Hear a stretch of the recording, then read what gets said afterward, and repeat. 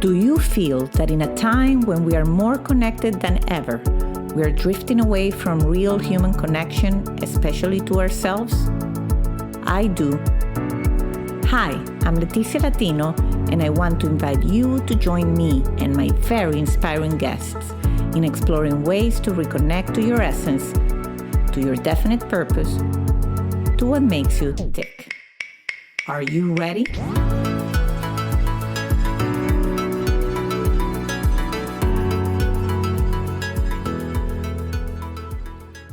Well, hello, and welcome to Back to Basics, Reconnecting to the Essence of You.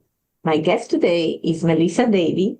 She's 74, and she retired from a lengthy corporate career to pursue her second act and dream of becoming a filmmaker. Her first film, Beyond 60, is an award-winning feature-length documentary about women over the age of 60 and confirmed that it is never too late to learn something new.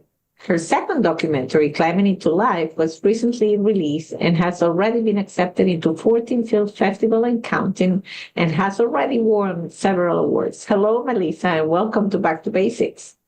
Hi there. It's great to be here. Thank you. Yeah, and you know, as I'm reading the bio, it's like the audience might say, why is she saying the age? But in this case, it's important because, you know, it's like you're living your best life, and that's very inspirational. And so I'm so excited about what this conversation is going to bring.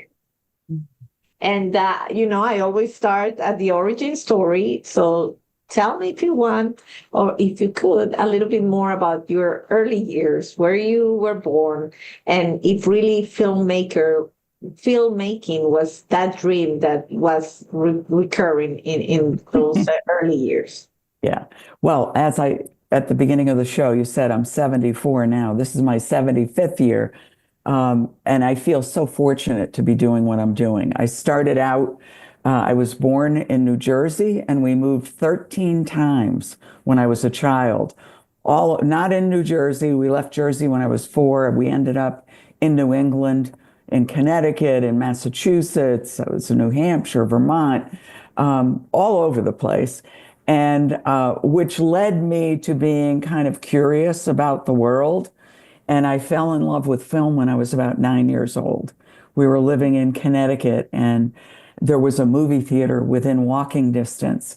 And it was at a time when parents let the children go off to the movies in the 50s. You know, they weren't worried about somebody lurking behind a building ready to grab your child. So from a very early age, I was at the movies, and I fantasized about what it would like to be in a movie or make a movie. But again, that was a childhood fantasy. And I was taking out books, reading about directors, and I just thought it sounded also wonderful. But it was never encouraged, or it was never anything that if I talked about it, I wasn't taken seriously. You know, it's like, what kind of a kid would be talking about making films? So it just never, ever entered my life at any point, other than I went to the movies a lot, even as an adult. So, you know, fast forward, I'm in a family of 5 children. I was the second oldest. And as I said, we moved a lot. So I had lots of experiences, lots of different schools, etc. Life goes on, you know, you finish school, you get married. I got married young. I had children young. I got divorced young, remarried much later in life. So lots of experiences and lots of work experiences. Nothing, though, in the realm of filmmaking. I ended up, after a stint of about 12, 13 years in legal services, which is the nonprofit work that I did for people with disabilities, I ended up being recruited to a large national corporation to build a division of their company. And that's where I ended up for more than 20 years. You know, I was in this big, fancy corporate job with the corner office. And, you know, while it was great and wonderful, and I had control over what I was doing within the company and kind of owned that piece of the company, which was wonderful. It didn't necessarily fulfill my needs as a creative. even though I was creative in my work and I did really well, something happened at around age 65. I was sitting in that job, which I'd had for decades, and it was almost like a light bulb went off. And realizing, well, wow, now I'm 65 years old and here I am. Is this it? People started retiring in the real sense of retirement, where they would, move away to Florida or wherever they would go, play golf, take up knitting, do volunteer jobs. And I kept looking at that thinking, well, gee, that's not what I want to do. I can't even imagine not working. But there was that pull of, well, there's got to be more than this. Why would I want to go do something similar to this at 65? So I started making lists of all the things that I had fantasized about. And there were a number, whether it be writing a book or, learning to play an instrument. I was very interested in the saxophone, but I didn't read music. So I thought, well, that probably won't work out real well. But film, that niggling feeling of film just kept bubbling up. And it remained at the top of the list. And then something really peculiar happened that threw me into making the decision to say, this is the time. If I'm going to do it or try something new, it better be right now because I'm 65, and that was 9 years ago. That is incredible. And we're going to hear about what that incredible thing happened. Did you ever feel, it sounds to me, it's almost when you describe it that maybe at a certain age, the clock ticks again. I always feel the expression, the clock is ticking. When I was, are you going to have kids? I always resisted that. But then, I get married late. So it gets to a point where I did feel the tick. It's like it's now or never. Is that something similar that we know we don't have an infinite time in the world? And now if I don't do it now, it's not going to happen. Absolutely. And that's what happened. And I think the clock was probably always ticking for me because I was always curious about what other people were doing and what I was doing. But you know how you get on those fast trains in life and you're busy. Oh, you're so overwhelmed with work and family and obligations that you have that you don't pay attention to that ticking clock. And it was something about turning 65 and certain things going on at work where I was sitting back saying, whoa, wow, I'm actually still here. And it's been a great ride, but is this it? And, and I used to say to my colleagues, I don't want to die at my desk.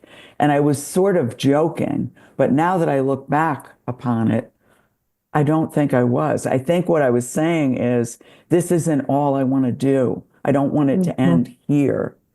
I want to, explore and see what other creative possibilities there are, any possibilities in life. And that's how it started. I love all of this because part of why this podcast exists, and I've said it in other episodes, is to create awareness in whomever is listening to this right now, that I totally agree with you, that the clock is always ticking. And this is about a podcast about how do we reconnect to what makes us tick? How do we start writing those lists? Not when, not to say, I'm glad you started there, but we can start sooner. We can start sooner and learn doing those lists and baking those things into our lives so that then we have an augmented capacity of doing more, as we grow. And so that's something that I've always been very passionate about. But what I'm even more fascinated about is that moment when you make the decision and you kind of claim and you say, something happened. You say, something very strange happened. And I think that's how the universe and God works. It's like, okay, now I see you're serious about this. So now I'm going to make it happen. And I believe that's exactly what happened, and it sounds a little woo-woo maybe to some people, but I will tell you the way this happened was because I was open to it. Yeah, And I and love it. when we're open and when we take detours and look at different things, there are so many possibilities in front of us. And maybe we're taught to ignore those things if they don't seem to be on the path that you've been on. But at 65, you're kind of like you're on your own path, and And it's exciting. yeah, and it gives you just this hope and just clear opportunities in front of you that you need to grab onto, and at least test them and see if it's something that you might want to do. Because That's I mean, I'm amazing. living proof that, boy, am I glad that I did what I did. And I didn't know if it would work. I didn't Yeah. know if I would And be. that, and that's the beauty of it, that when I read your profile, and that's why I put the age right there, because it's like, okay, she had this career swap, and now you have two, award-winning, recognized documentaries, Yeah. in a very short time, and that is amazing. So tell us about this serendipitous. I sense that it's an amazing event that really got you on track to realize this trip. Yeah. Well, to set it up, I was the head of, I built this for the organization. And it was like a little law firm that did Social Security disability representation nationwide. So I traveled all over and, I spent a bit of time in Washington, D.C. And when I was making this list, I was at one of those meetings in Washington, D.C., and it was early in the morning. And I remember sitting there thinking it was like deja vu, Groundhog Day. I'd been coming there for years. We would have the same congressional meetings over and over about change and improvements, and it never seemed to move the needle. And I remember that day, it always bothered me, but that day it really hit me that why am I still doing this? This is not working anymore for me. I don't want to come to this meeting anymore. Finish my piece and leaned over to a friend and said, I'm headed home. I'm done. I'm not going to stay for the full day. And that day, I left. I came home. That was in DC. I live in Pennsylvania. It's a couple hours away. And I came home, and instead of going back to work, I decided I'm taking the rest of the day off. I need to clear my head. Hung out with a friend. She made me go with her in her car to pick up her daughter at school and drop her off at the horse barn, which is in Chester County, Pennsylvania, where I live. And so we did that. And when we drove up the road, she said, I think they're making a movie over here. I come up here every day and look at this activity. So we dropped off Grace and came back down and stopped. And we parked the car. And I looked over and I said, sure enough, that's absolutely a film. And we started talking about how much I love film and wouldn't it be interesting to know who's doing it? And I said, I have an idea that I think I know who it might be. And my friend was like, well, how could you, I said, well, look where we're sitting. It was a real spooky looking driveway with craggly trees. And M. Night Shyamalan is a famous director of very spooky movies, and he lives in Chester County. So I thought, well, I bet it's him. So I pulled out my iPhone, opened it up, put in his name, and up came his website. And up came a picture that he had taken and put on his website of exactly where we were sitting at that Oh my moment. goodness So I said, gracious. well, Wow. Oh my goodness. yeah, it said M. That Night, is, it gives yeah, me goosebumps, it just the is. story. And it said M. Night Shyamalan making a micro budget film in Chester County, Pennsylvania. And then there was this little red button and it said Charity Buzz. And I thought, I wonder what that is. So I hit it because I'm too curious not to. And it up came his face and it said, win a day on the set with M. Night Shyamalan. And all of the Oh, proceeds will go to his education, International Education Foundation. So we sat there reading about the foundation and I thought, well, this is awesome. And my friend kept saying, well, you have to do it. This is a sign.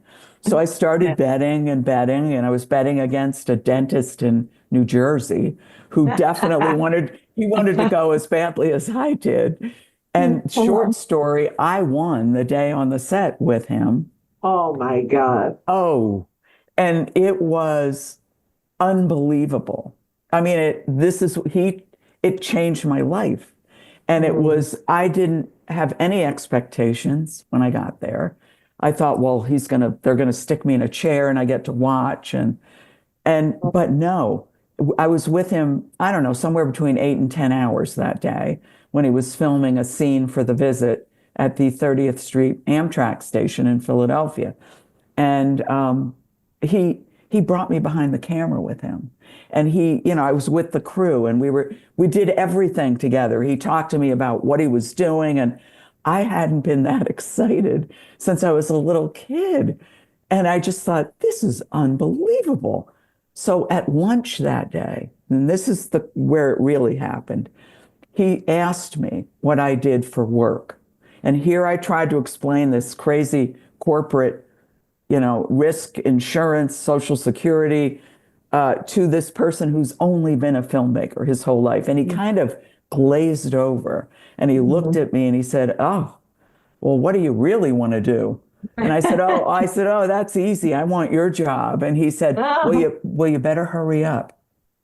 So it was a 3-second conversation. And he Mm. said to me, "You better hurry up."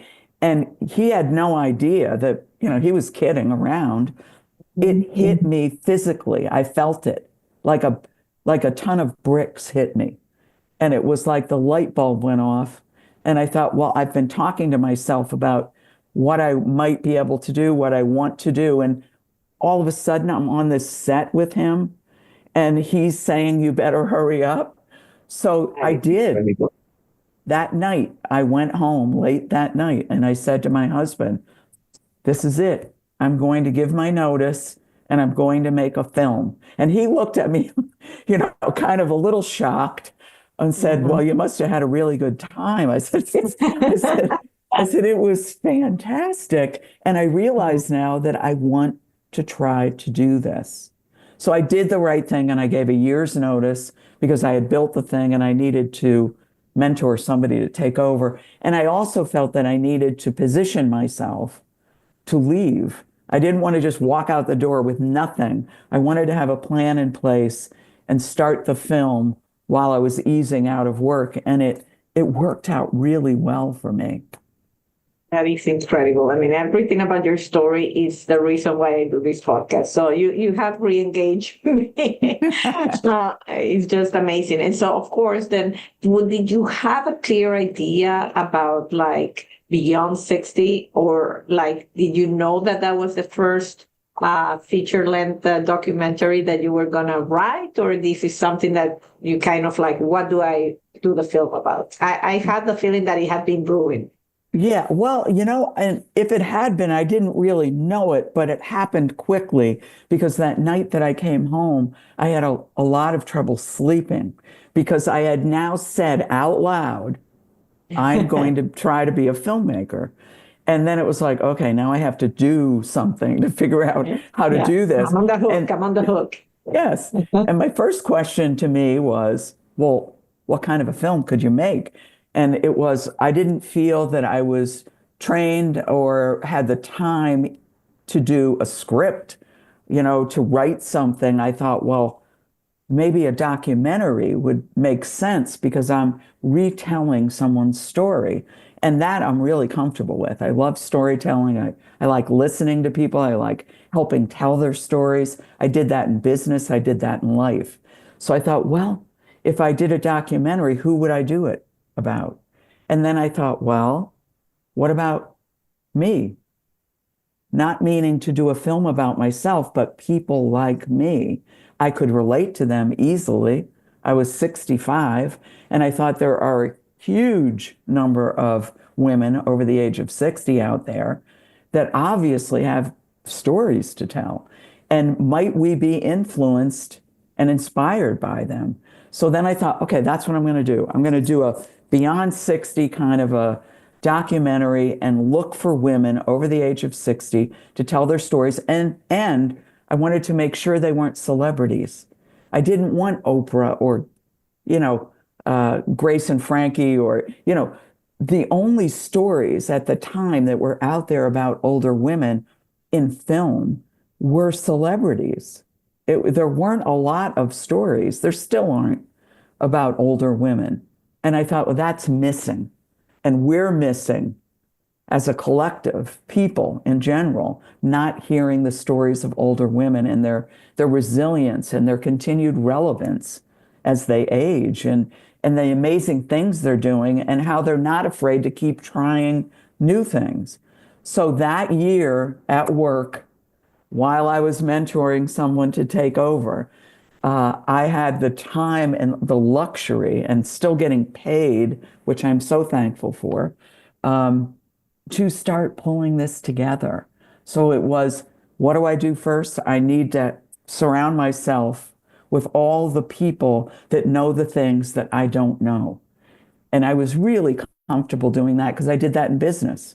So I always found wherever my weak spots were, you go out and you hire somebody that's smarter than you are in that one area to help build a team that is amazing. And I was very successful in business by doing that, not saying, oh, I can do it all, but being Mm-hmm. honest with myself and with the company, saying, this is who I need to surround myself with. And then we'll be able to give you what you need. So I did that same process when I decided to start to become a filmmaker. That's so powerful, very, very powerful. And I love that you are giving that advice because it's almost, I think that a lot of people can see the high level, like connect to what you're saying. And then that you see the documentary and it's amazing, but there's a whole lot in the middle. I think that that's where it's scary to think about. Like people would say, I want to do the same, but I wouldn't even know where to start. I wouldn't even know, Right. do I take a course? Do I hire somebody? Do I like, so all the insights that you can provide, I think, give inspiration of all that middle section. What would you think would be like the component that made it like real? Somebody that worked with you or just training you took? What would you say was pivotal in making it happen? Yeah, it was immediately going. So I made the list of the things I didn't know: lights, Mhm. camera, Yeah. sound, all of those things I knew. I needed expertise in those areas. So I went and found a production company that I thought might introduce me to somebody else that might help me. They loved the idea and they said, okay, we'll do this with you. So I hired them, brought them on. And for almost 3 years, it took from very beginning to end, we worked together. And it was really interesting because it was a wonderful intergenerational experience. All of these people that I was working with were half my age, Mhm. and many of them were young men. And I thought, well, they're not going to be interested in talking about older women, but they were. And, Mhm. I learned from them, they learned from me about women and stories and how important they are. And I learned all the technical aspects from them. So it was a very comfortable way to push myself into that. And then by the time the second one came around, I actually produced it myself. I didn't bring on a production team. I just knew what talent I needed at certain periods in time, and I would hire them as needed. But I produced and directed that one myself. So, So you basically took your first experience as the learning experience. mhm, You absorb as much as you could. So then you move into the second one, like yeah, with a different probably set of weaknesses, so to speak. yeah. Right? You learn and then you say, okay, I can move now and I can learn. This is incredible. So tell us about the latest documentary a little bit. What's the Yeah, subject? the latest one, Climbing into Life, is the life story of Deirdre Wallonick, and she is the oldest woman to climb El Capitan in Yosemite National Park. And if anybody has seen that, been there, done that, it's 3,200 feet straight up, and it's amazing. But her story is amazing because she was never an athlete until her 60s.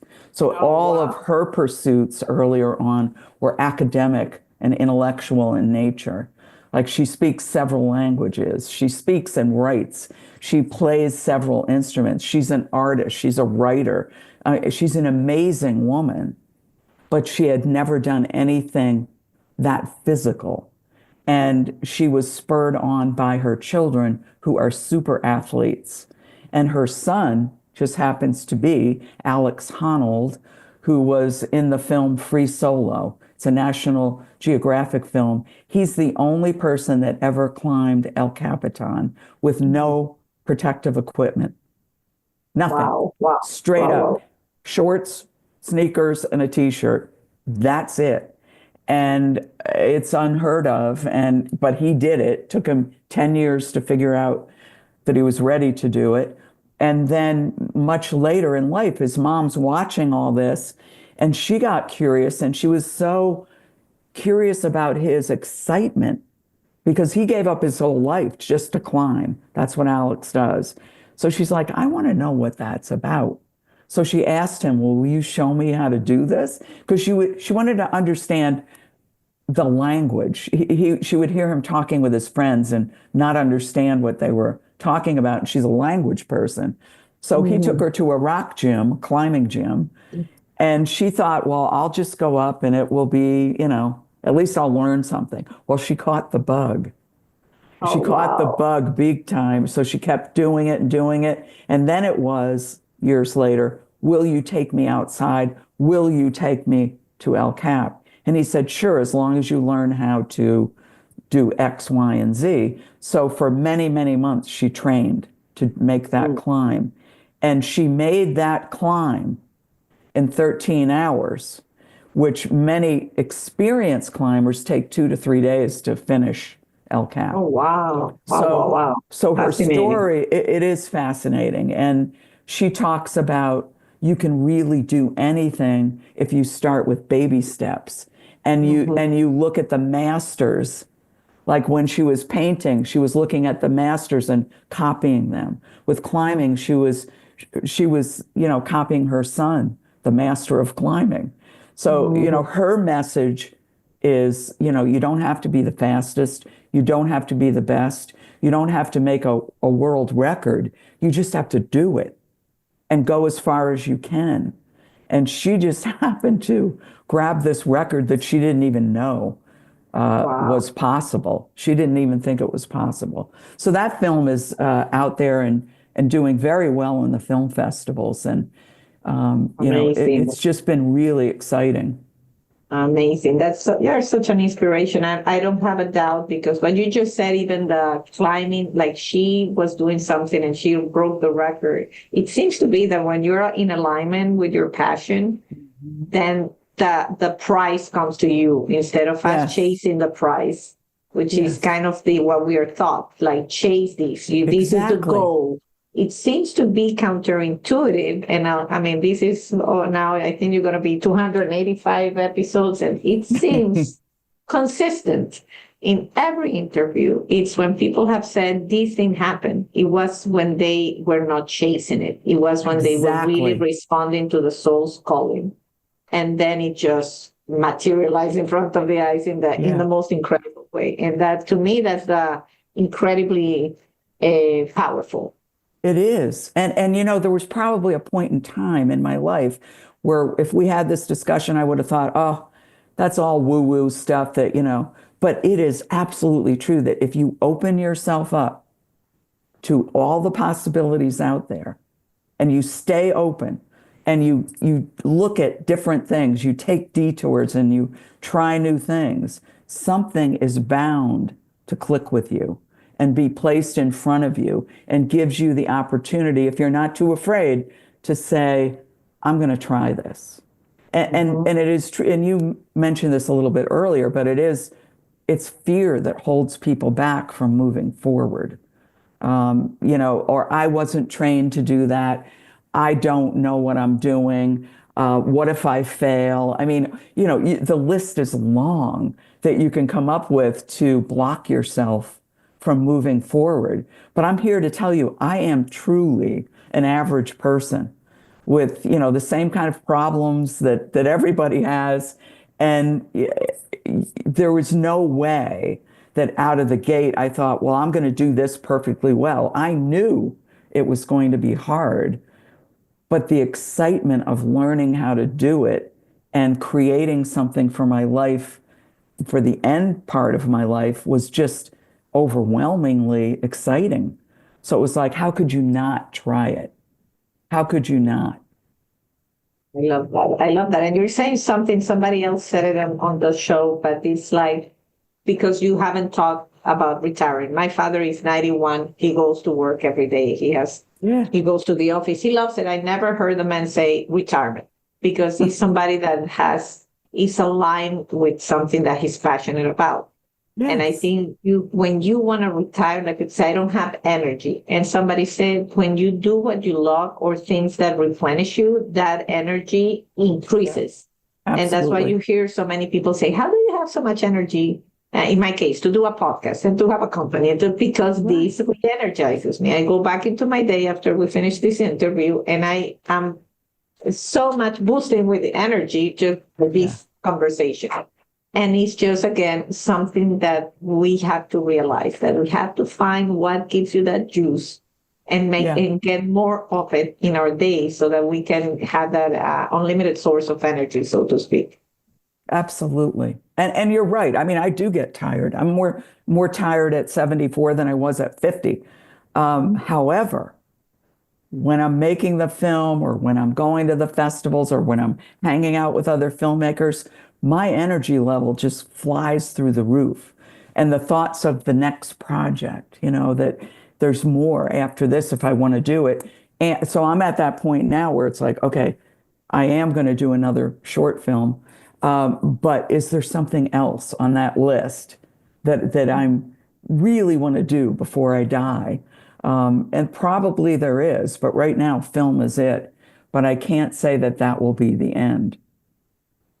Me neither. And I mean, just because age is in paper, but you look amazing. Your energy sounds to me and feels to me like you have a long road to many more of those dreams. So besides that, I mean, I always end up with like, what are you working that excites you? You kind of say like another film is on the work. So that's amazing.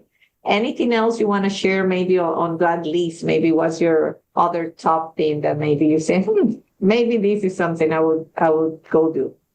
I mean, I've thought about writing a book, but right now that feels too sedentary. Like it wouldn't be exciting enough. And I know how much time it takes to write a book. So I'm thinking, well, maybe that's for when I'm in my mid 80s or Mhm. late 80s. Then I could do the book. I still am kind of racked about playing a saxophone. Mhm. But I still keep reminding myself, and I've been reminding myself for 9 years now, you don't know how to read music. So what makes me mad today is that 9 years ago I said that, and I could have started learning how to read music, and by now I could be playing it. So a friend of mine keeps saying to me, it's not, you can do it whenever you want to. So I may try that. I may That try. is that is great. Well, I started learning the piano at 30, You and did? I did for 6 years, and I had to learn to read the music. How hard Music was that? is very hard, and I don't Yeah, play that way. I mean, for 6 years, I mean, reading the music was not hard. Like it's hard, but it's a language. So once you devote to it, and that's what was left behind. Like I know now, what scale this is and right. what the chords are. But the practice an instrument demands, to Yeah, play the way I wanted to play it. So I I always say know. that's probably one of my only failures is not getting. But you know what? I took a stab at it, and I did learn to read the music. So I say you go for it. It's not. It's a great thing, and music is amazing. But to your point, and I'm a firm believer that every time we say we want to do something, if we just started doing it, then Exactly. it's like it compounds. And then even this podcast was like a joke for me. Like, let me do the first 10 episodes. And now here I am. And I just enjoy it. And I Yeah, don't know how it's been 5 years doing interviews. And so if I want to leave anybody with your story, is that the baby steps, the start where yes, realize, make that list, figure out what is that you enjoy, and just yes, one thing more that you do a day that already can make a huge difference. right, right. It's amazing. It's Well, amazing. Life is great.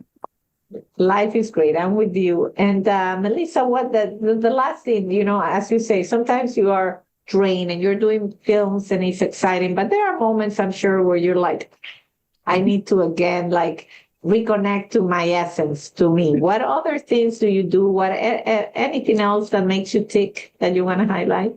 Travel as often as I can. And luckily I have a partner, my husband, who likes to travel as well, real interested in history, love going to Europe, and traveling just, I don't know, it does something for me. And I've thought about, and friends of mine have said, one of your travels, you need to do a film while you're traveling.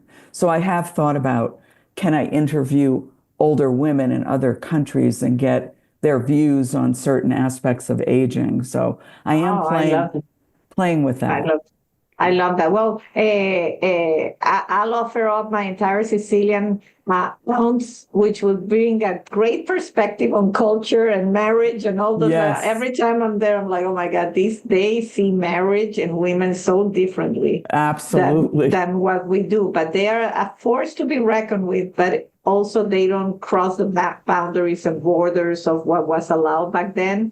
And I find that so fascinating. I think that's a great concept. So I would definitely will add the links out to your webpage to this interview. And I encourage everybody to go check the documentaries. I've seen the trailers. I'm going to watch with my kids the one about climbing. I think they would enjoy that very much. Yeah. And I really thank you, Melissa, for your time and for bringing such joy to Back to Basics. Thank you so much. I really appreciate it. Thank you. Thank you. I hope you've been inspired. Go make the list and go watch the documentaries. This is going to get you doing things you only dream about. Thank you so much. And until the next episode of Back to Basics. Bye-bye. You've been listening to Back to Basics. You can follow us on Instagram and Facebook. If you haven't yet, subscribe, rate, and review this podcast on Apple Podcast or any of your favorite streaming platforms. This is the best gift you can give us. Join me next week for another Back to Basics conversation. And if you want to find out about other exciting things I'm working on, visit leticialatino.com. Thank you, and until the next time.